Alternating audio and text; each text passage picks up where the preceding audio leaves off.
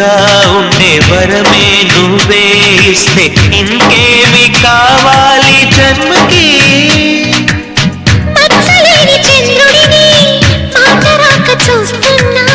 వలస కాని బంధుని చొరవ చేసి అంటున్నా, ఇంకెప్పుడు ఒంటరినని అనరాదని, నీకు సొంతం అంటే నేనేనని.